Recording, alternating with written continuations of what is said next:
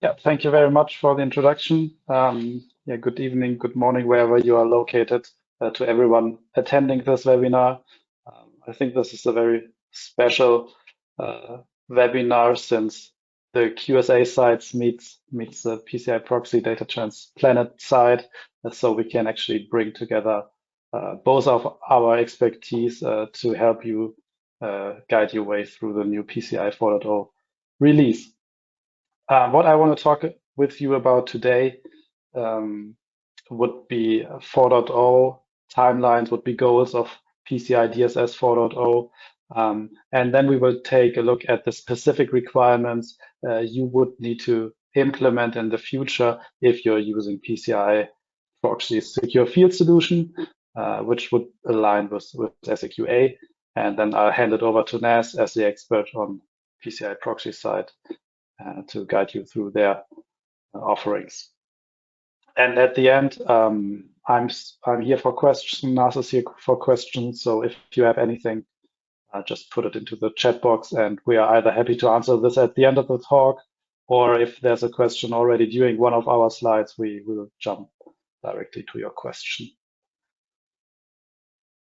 So let's get started. So what are the goals of PCI 4.0? So in the past, you may have noticed there was a set release schedule for older versions of PCI 4.0, but if you have been part of a PCI assessment in the past couple of years, technology changed a lot. There's a lot of new cloud technology, microservice technology that is now being offered either by a service provider or being implemented by yourself. So 4.0 also needed to include basically flexibility and support just additional technologies. These technologies obviously need to be implemented in a secure manner, and that's what the standard strives for and aims towards.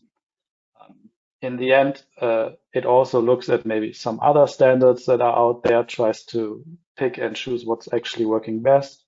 And with that, there was a custom validation method added, which just tries to offer additional flexibility and support additional methodologies. At the end of the day, overall, I think it just moves security more to a continuous process, business as usual process, and not just a point-in-time process.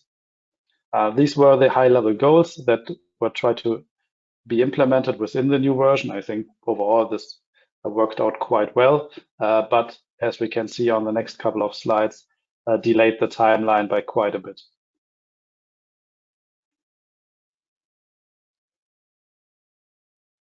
So the original development started in 2019, and the expected release date was actually in the beginning of 2020. As we now have 2022 already, you can basically see that with the release being done in March, there were quite a couple of additional feedback rounds before the final version was released 6 or 7 months ago. After the release, we as auditors then had the chance to go for our training that we are actually able to assess against the new standard. And what is probably very important for you and for most of the PCI Proxy customers that are in this call, the supporting documentation, which includes all the SAQs, the self-assessment questionnaires, were released at the end of June this year. Right now, there's also the PCI community meeting happening in Mailand. So if this will maybe offer additional information with regards to implementation of 4.0 and maybe some clarifications already. But the transition timeline is something we take a look at next. And because right now you would have the ability to go for either 3.2.1 or 4.0. What is best for you is probably something you have to decide on your own or together with your auditor.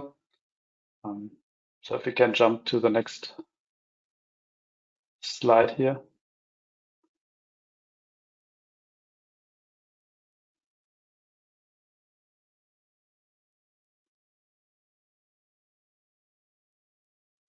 I think our presenter just dropped off the call, so let me continue with audio only. We basically now you have the time frame until March 2024, where you can decide if you want to still be audited against the current version of PCI 3.2.1, or you can already go for 4.0. Basically, that means that right now there are two active versions of PCI, and both are valid. So there's no downside in either sticking with 3.2.1 or actually going already for the 4.0 assessment. If you take a closer look at the standards, you will also find some future dated requirements in there that will only be active after April 1st, 2025. So this is very similar to older updates of the PCI standard, where we also had these best practice requirements that were included at a later date.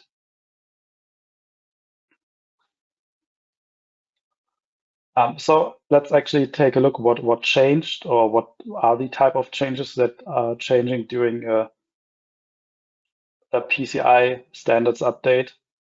In general, the biggest change is always the evolving requirement, which means either there's a wording change within a requirement that actually has significant impact on the implementation. In general, it would mean that you're not talking about firewalls anymore. You're also talking about network security controls and devices. So this could also mean some kind of software implementation of network controls. So in general, it just tries to be up to speed with regards of either threats or technology upgrades that are happening in the industry.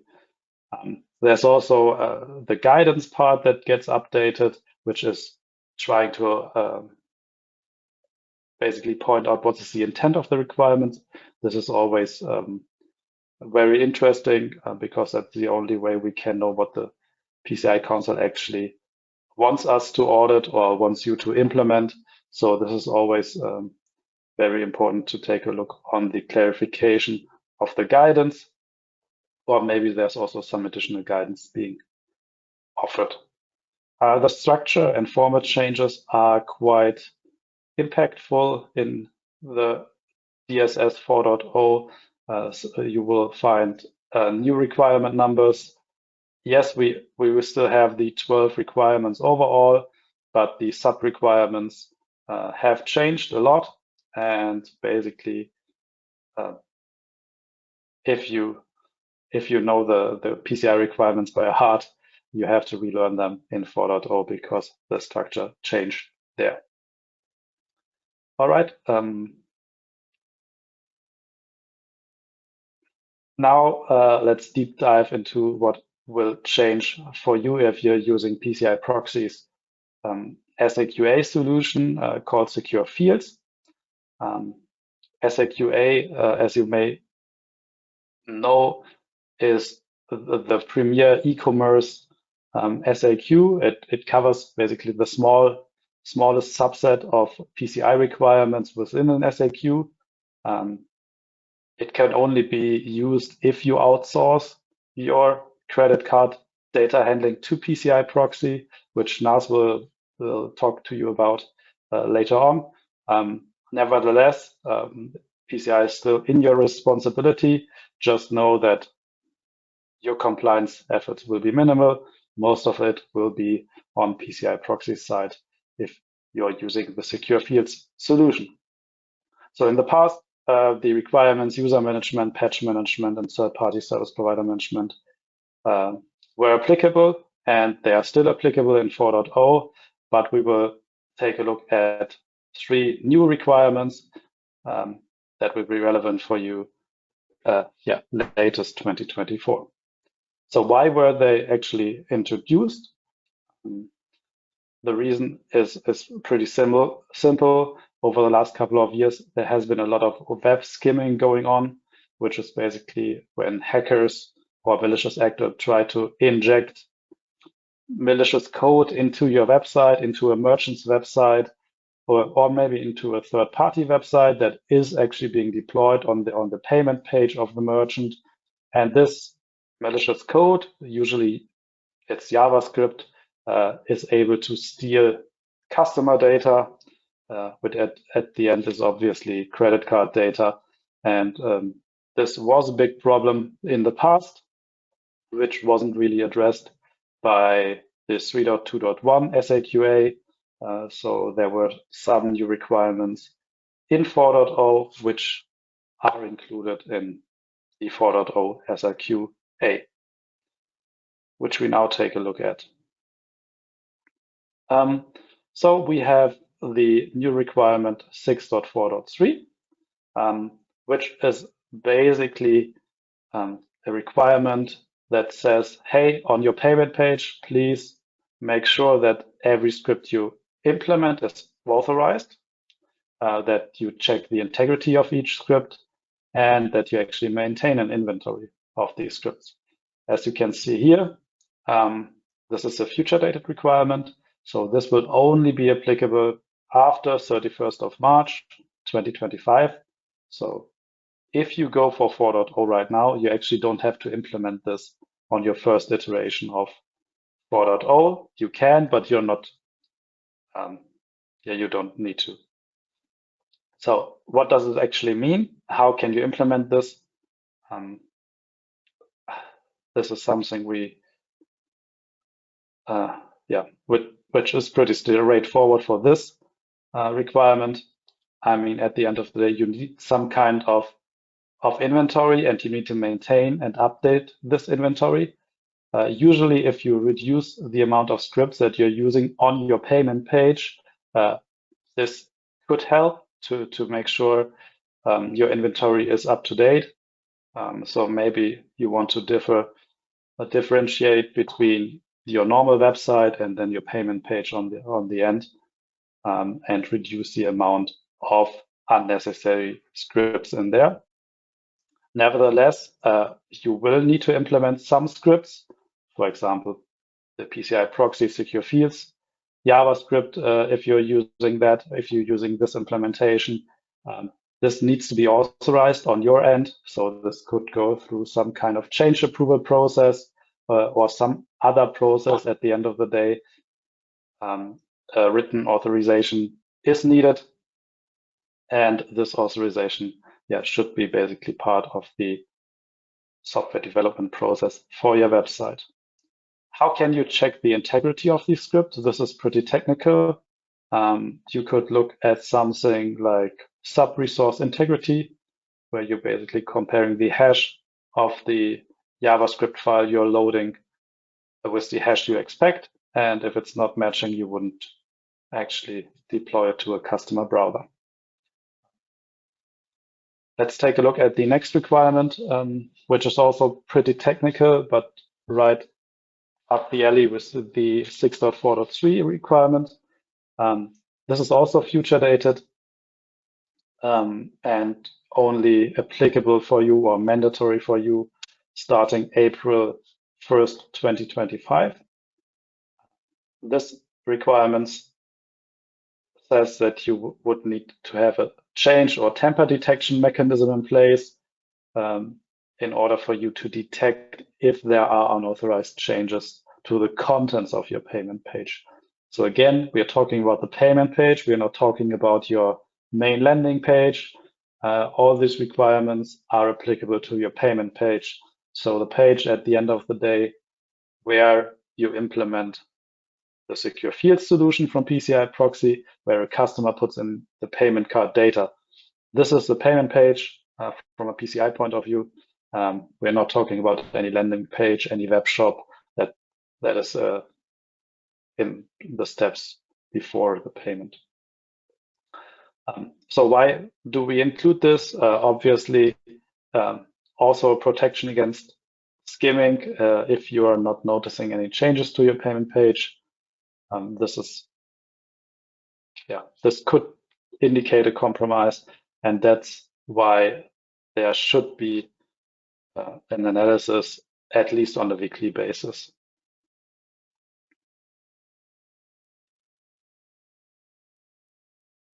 So what can you do to actually implement this? Again, this is a very technical requirement to prevent web skimming. Again, you could look at something like a content security policy. If you already have monitoring in place, you could, like monitoring your web page with bots or something, you could use this external monitoring system to analyze your own web page and make sure that content on the payment page stays the same or only expected changes are happening. You could deploy some kind of tamper detection script also on your own page, which would look for changes on the contents, or maybe some reverse proxies or content delivery networks also have options to help you and to make sure that you're only rolling out the content that you want to roll out. It depends a lot on your technical setup, how you're hosting your web shop, for example, or your application, what can be done to implement this requirement. But it's something where you have 2.5 years still to go to implement this. The next requirement won't have 2.5 years of runway. This is something some of you may already know because this is an existing PCI requirement. It's called external vulnerability scans, and this needs to be done by an ASV, so a certified external scanning provider.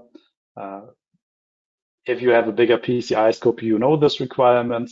If you come from an SAQA background, you usually haven't touched this, but since this is an old requirement, if you go for 4.0, you would need to have at least one scan already in place for your first 4.0 assessment, and you can't wait until 2025 to implement this. So what is actually ASV scanning?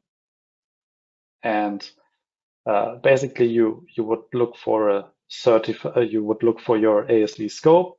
What is your URL, your IP of your web shop or your application that implements the SAQA PCI Proxy secure field solution? And then you would need to choose like an ASV provider, which, for example, could be USD. We are partnered with the PCI Council, and we offer these verified scans as on some kind of self-service platform. So, and where you can put in your IP address, then there's an external scan happening at a certain point in time, which you can configure. And all vulnerabilities that are identified during that scan obviously need to be remediated. Then there's a rescan happening, and the goal is to achieve a passing scan 4 times a year. This is something which significantly improves your security of your website. So that's also one reason why I think it makes sense to actually go for 4.0 on your next audit cycle, because this offers additional security. And now over to Nas for some PCI proxy magic. Thank you, Jan. Thank you for giving us an insight of the new exciting changes in PCI version 4.0. It's a privilege to have you with us on this webinar. I'm Naz, I'm the Strategic Partnerships here at PCI Proxy. I want to thank you all for attending this webinar. In the next 10 minutes or so, I'll walk you through PCI Proxy solutions and what we are providing to assist companies that receive, store, process, or transmit credit card data. A little bit about us. So we are PCI Proxy, a division of DataTrans. We have been part of the planet since 2021. We are in payments. Our background is in payments. We have 20 years plus experience within this industry. We're growing as a staff. We have 2,500 staff worldwide. As a company, we service 5,000 plus customers within PCI Proxy. and we operate in 100 merchant countries. Historically, our service is 99.99%, and we have pre-configured integrations, 600 plus. I will touch up a little bit on that on the next few slides. In terms of other figures, we have handled over 1 billion API calls in 2021. Of that, 250 million tokenization and 150 million in payments. Next slide, please. So what we're proposing today, we are offering the easiest and fastest way for you to achieve PCI compliance, as your system never touches credit card data. I've got two diagrams on this slide. So on the left-hand side, you can see there's a company that's trying to do PCI compliance in-house, so without PCI Proxy, and then you've got PCI Proxy on the right-hand side. So if you have a look on the left-hand side, we can see for companies or service providers or merchants that are level 1, it can take between 3 months to 6 months to become PCI compliant. We know that this is due to because of the time that you need to assign, training your employees, understand the PCI regulations, and implementing PCI compliance program. Whereas if you outsource and fully outsource to PCI Proxy, where we can take care of the credit card data and your systems never touch credit card data, you can focus on your core business. You can keep the existing process and systems. You will only need to rely on a security layer that keeps you safe and your customers' data secure. Generally, we say that once you fully integrate PCI Proxy, within a couple of weeks, it follows by a SAQ audit, and you can become PCI compliant within a couple of weeks or so. Next slide, please.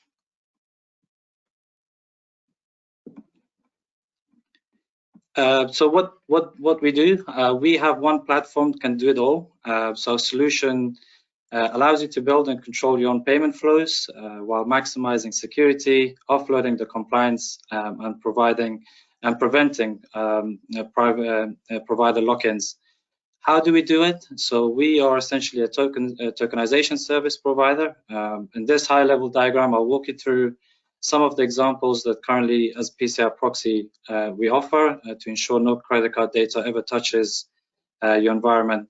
For some of you that might be new, tokenization is, in a nutshell, a process of replacing sensitive data like PAN account data with non-sensitive data. Using tokenization, you still need to do a PCI assessment. This is still a requirement to ensure that you have proper deployment of the tokenization solution. For example, that there is no credit card data is in unexpected places within your environment. Tokenization doesn't remove you from the need to assess people and processes, but it can reduce your PCI scope. It will reduce your cost of the overall PCI project. As we know, the network segmentation can be difficult and expensive. Using PCI Proxy, like Jan mentioned, you can, by fully outsourcing, and keeps you within SAQA, which is a very shorter requirements than done it in-house.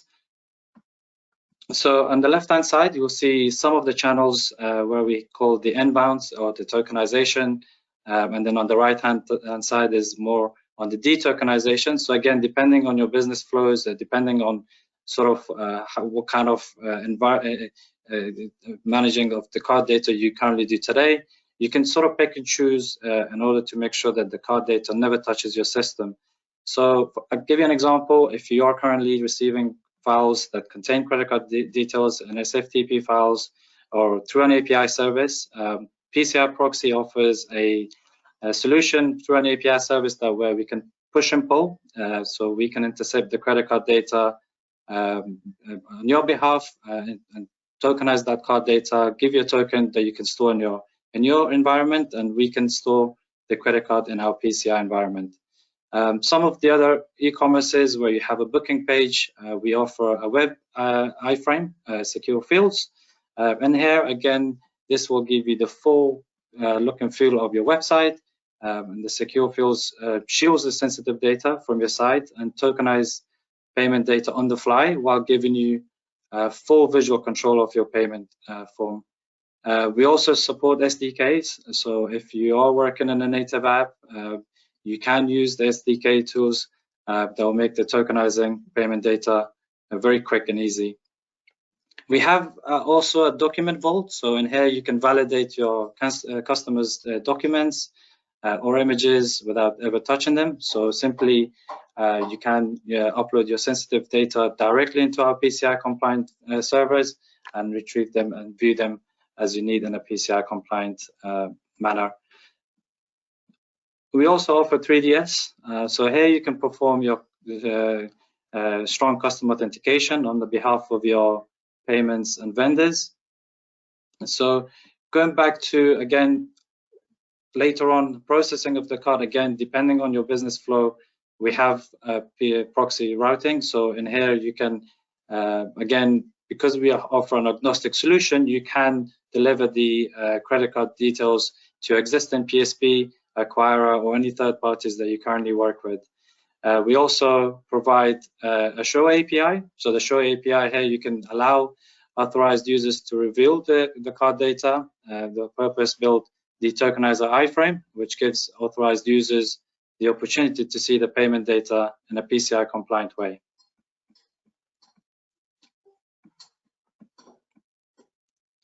So the key takeaways, so we are in a nutshell reducing the scope. So we are making it the easiest and fastest way for you to achieve PCI compliance without changing any of the current processes. Overall, it saves a lot of costs during this exercise. So we are providing a full control for you to reduce that cost and allow you the time to sort of focus on your efforts on your core business instead of worrying about PCI compliance.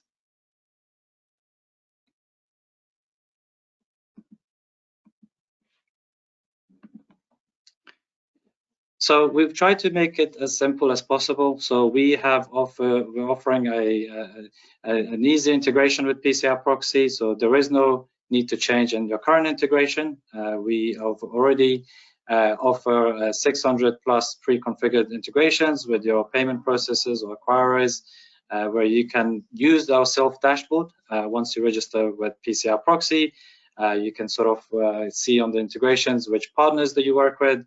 And then I'll touch up on the next slide, where you can see exactly any company or any third party that you, such as if you work in the travel, it's very likely that you'll be working with Booking.com or Expedia. So we have sort of pre-configured all these third parties, where if there isn't any integration, you can request that within, and we can integrate that within a couple of hours. We do offer our service through a Slack channel. So we have a Slack chat with all our customers, especially during the integration period. You'll have direct dedicated manager to help you with the integration, and you can reach out at any time for support.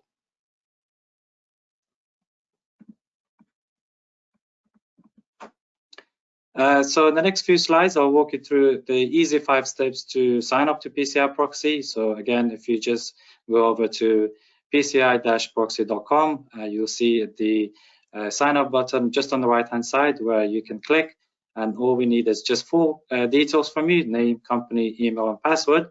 Once you enter these details, you can click sign up for free. So the sandbox again will give you full access to how what would you see in a production account.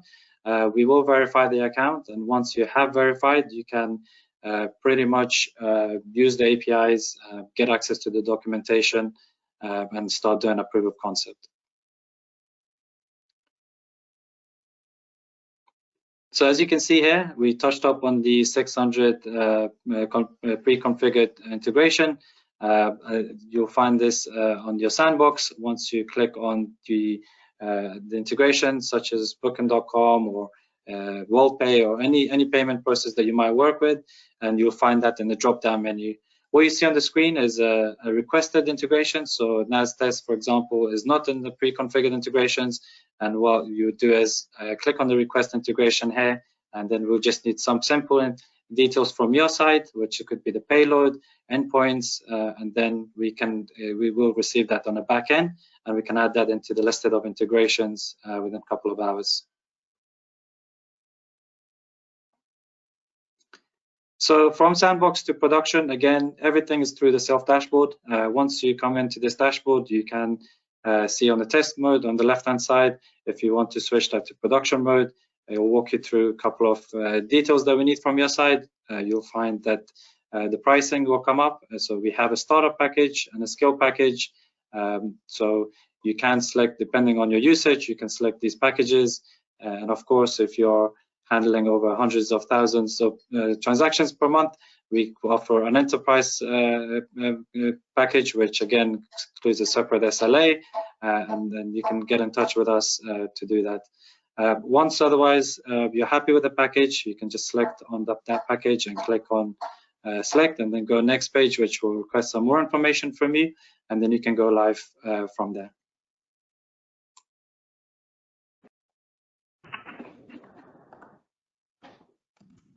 Brilliant. Thanks very much, Jan and Nas, for taking part and talking us through your respective presentations.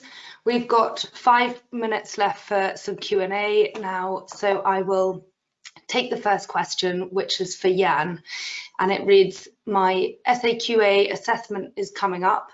Should I go for 3.2.1 or 4.0? Yeah, thanks for the question. I think that's a common question. It depends a little bit on the context, on your maturity of your environment, how. But as I said, the real change, the real new requirement that you would have right now going for 4.0 would be these external scans, and these external scans. It's basically an onboarding process.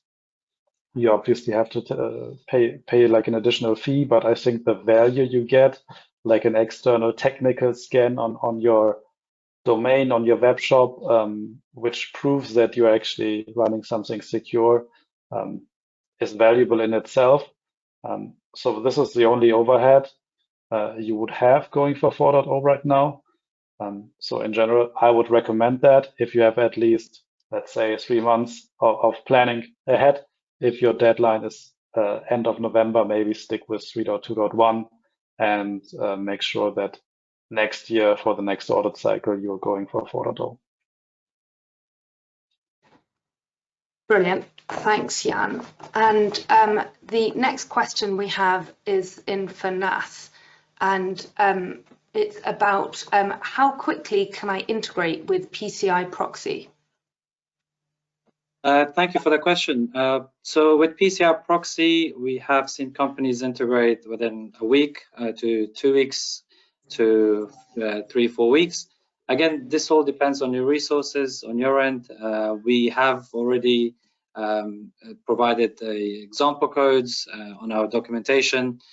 So again, depending on your flows, for example, if you just have an e-commerce site where we need to integrate the secure fields, then that can be very quickly within a day or two. However, if you are looking to use more of the components and features within PCI Proxy, then it can take a few more days.